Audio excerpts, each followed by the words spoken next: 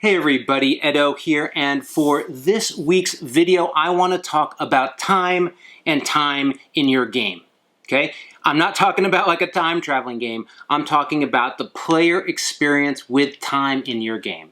I think more often than not, and unfortunately, many people think about time as the time it takes to play the game, right? That's the time that you're putting on the box. If you're designing, you're giving it to your publisher, or the publisher's putting it on the box. And so you're like, well, the game takes 30 minutes to play, 40 minutes to play, an hour to play, 15 minutes per player, whatever. And I think it misses so many important things that you need to think about in regards to user and player time within your games. And I wanted to just talk about it briefly, right? And this ties into concepts like the density of fun, player downtime, the amount of time between sort of key decisions and moments of engagement, round speed, people who I like games that are snappy. All of that is a product of time. Games are not photographs. They are played over time. But we're not even going to start with when you're playing it, right? So when you're thinking about time, like make this checklist. If you're a designer or a Kickstarter creator or a product creator or publisher, like you should know the answers to every one of these questions. Maybe not immediately, but eventually you really need to know the answers, okay? So like in regards to time. So, and this isn't, again, in the order, this is in the order it will occur to the end user, not the order in which you deal with it from a development standpoint, okay? Because it's very important. When it comes to time, you're really talking about the player experience with your product. This is the shipped product. This is the end state, so I'm taking it from their perspective, okay? So, like, first off, how long does it take to unbox your game, right? This is really important.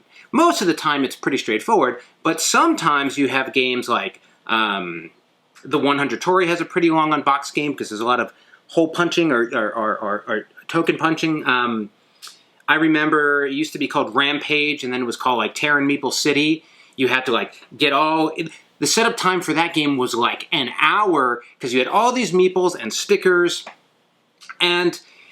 another Potion Explosion. You can't play Potion Explosion until you've built your contraption, right? And sometimes there's not too much you can do about that. Sometimes there is. You can pre-punch things or have like, you know, put together or different ways, guides to show how to use the insert or whatever.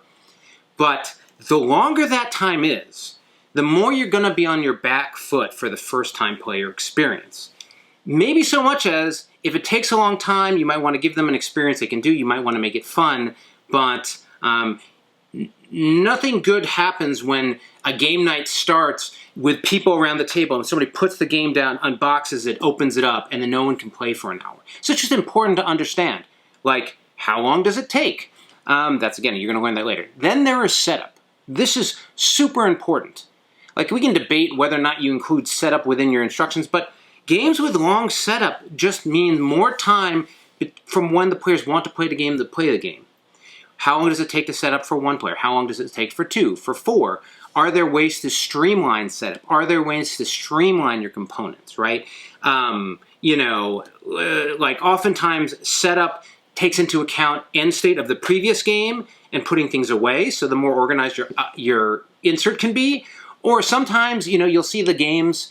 This isn't as common with like high caliber. Well, it happens. Games that have decks that aren't related, that don't get shuffled together, but for some reason or another, all have the same back. So like that can create sorting and setting up time, things with a lot of order, a lot of management of the pieces. If those things are essential to the gameplay you're trying to deliver and the mechanism therein, then okay, but think about it. Does the player really need to do that? Is there a shortcut? Is there a way to like simplify this, speed it up, etc.? And sometimes there's a push and a pull. I mentioned with Tori.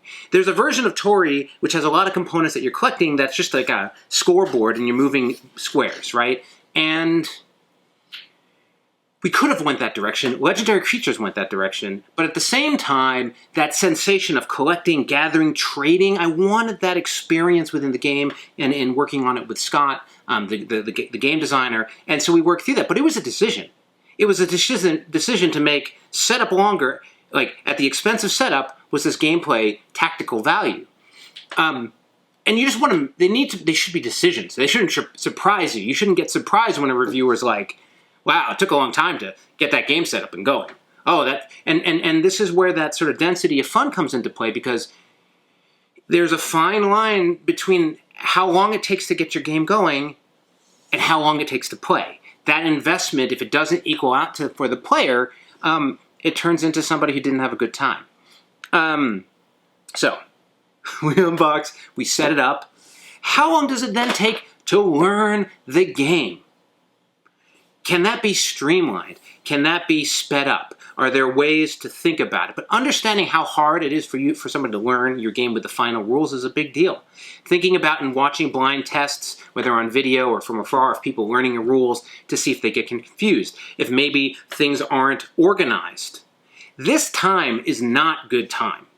Like, later on there's important gameplay time, but now we're just like, this is all friction. When we talk about mobile games and the user funnel, and it's like all these concepts of advertising, bringing tons of people in and in free-to-play where they fall off. I'm not going into that. But you talk about friction. The friction to get from I bought the game to I played the game. The higher that is, the more strain on the player. On a board game, they probably bought it. They'll probably deal with it. Unless it's awful, they'll get there. In a free-to-play game, they just leave. They just say, swipe up, I'm out, right? Okay, so learning the game. So sometimes you can improve the flow and direction of the rules. Sometimes you can use diagrams, videos. How can you get that phase, expedited? Okay, now, like, we're talking about the time it takes to play your game. Again, don't make this one big lump. Think about it moment to moment. It is so important to understand. Take notes, write it out, understand different players, an AP player, casual player, or like gung-ho player.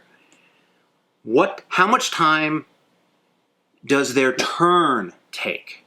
How much time does it take for them to like do the upkeep at the beginning of their turn and the calculations or whatever, then get to play, right? And then, like, in that play form, it's like how much of it is thinking about what they're going to do, how much of it is doing it, right? And to some degree, depending on the game, like, how much of that time is that time versus reading time? I have a really, a terrible review of the Choose Your Own Adventure books, because, like, the nugget of fun time to the read time is like, pfft.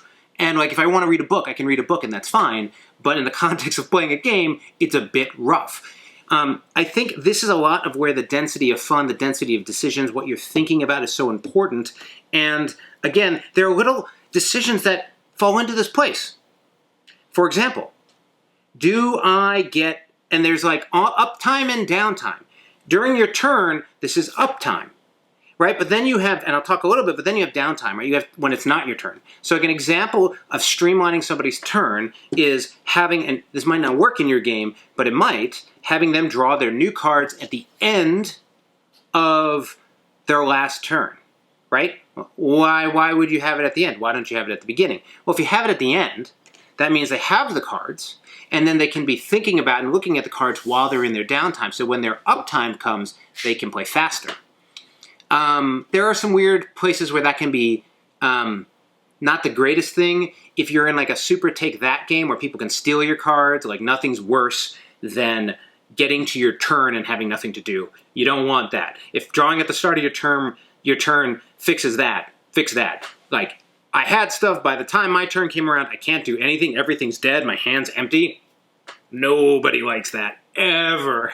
Okay, so you play your turns, right? My turn, right? And then what is the cumulative time between when I went and the number of players in the game and when I get to go again?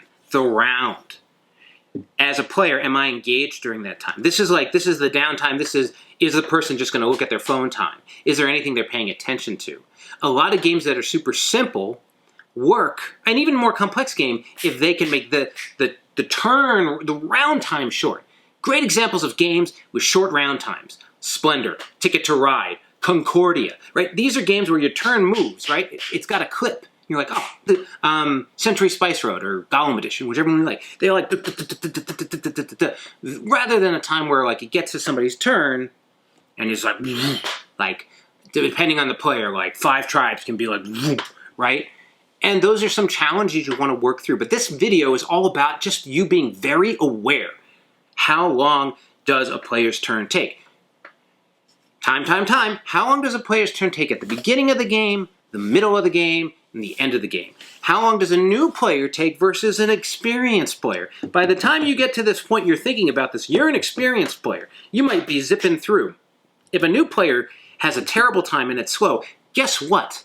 They're not going to play your game 3, 4, 5, 600 more times, right? They're going to play it once, maybe twice, depends. But like, if the game is so slow for a first player because of iconography, lack of reference card, like things, it's just going to amount to somebody's like, why would I want to invest more time in this? There's so many games. There is so much competition. So much competition. Like, you got to have good first player experiences. You got to be thinking about player time. You've got to respect their time. It's super duper ooper, if that's a thing, important. So you're going round and round and round, and your game might have different types of phases and different types of speed. And be careful with a game that's super fast and then grinds to a halt because suddenly there's an auction phase, right? Like, make sure the weight of your game and the experience, it doesn't have to be consistent. It can have a staccato. That's good.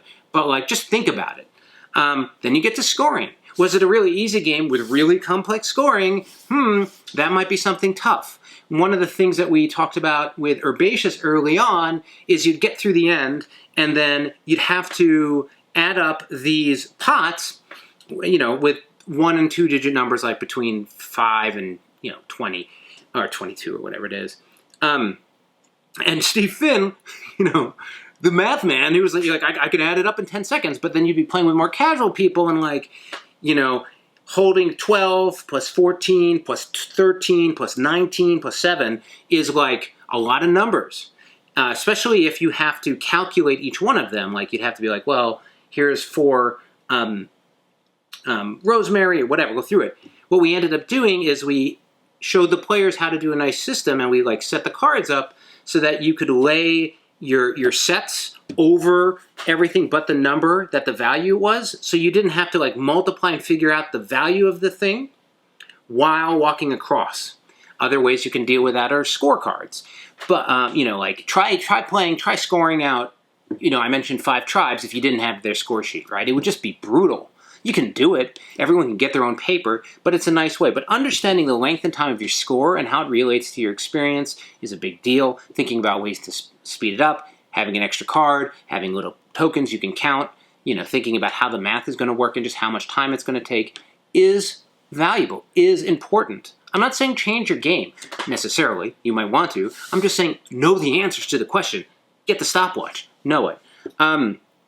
So scoring, cleanup is relevant.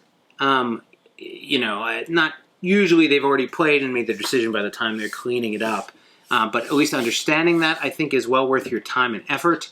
But then there's another one, which is like relearning the game and or teaching the game, right? And so that typically comes into nice reference sheets, quick starts, turn guides, things that make it easy to take the game off the shelf. You want your game to be played. Like, if you want your game to be successful, you want it to be played. You want it to be bought and then played with more people, because board games are viral. Board games are word of mouth. People play board games with other people, and then those people want that game, right? And so if a game is like, oh man, that setup is so long, or oh, I don't really remember how to play, and I don't want to look foolish in front of my friends, that can stop that experience. I find with legacy games, which I've played a number, many of them try to do it in a lot of good ways, but like, I've yet to play one that did a really good job of like, it's been 2 months, it's been a month, here's how you're going to play. And I don't think that's easy, and it's complicated, but I think like having that, memory state is valuable and would help.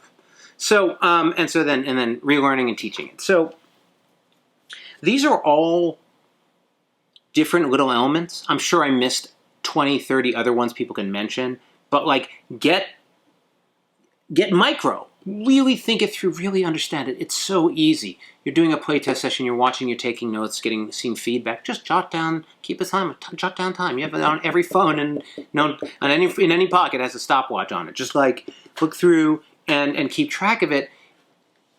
And hopefully you appreciate and understand the costs of your decisions. You know, back to that mobile analogy, like, hey, we're going to slow the player down here and make them think because we want them to learn a flow and do some muscle memory because that's going to build a loop and get them engaged and get them knowing what they're doing because the persistent like click, click, click, click, click eventually dries out, right? That's a mobile analogy, but I think just really like the player experience through the lens of time is super important, and it's like next to the player experience through the light of delight and wonder and awe and fun, right? Like they overlap, but they are like it's hard to measure. It's very hard to measure fun, right? Fun's personal. It's subjective. Some people have it. They don't look like they're having it. Some people look like they're having fun and they're not. Like fun is super hard to measure. Time isn't. Time's easy to measure, and looking at and understanding the impact on your games is critical. So again, please, if this was helpful, share it with other people. I'm trying to make these videos to just get people thinking critically about their design, their products, what they're doing, and my hope is that it helps make better games and more success for everyone involved and players especially. So anyway, thanks for watching. Bye. Hey everybody, Edo here, and thanks for watching Gaming with Edo. Reviews over here on this playlist, League and Insider videos over here on this one. Subscribe, share, all that good stuff. But most importantly, play some great games. Thanks.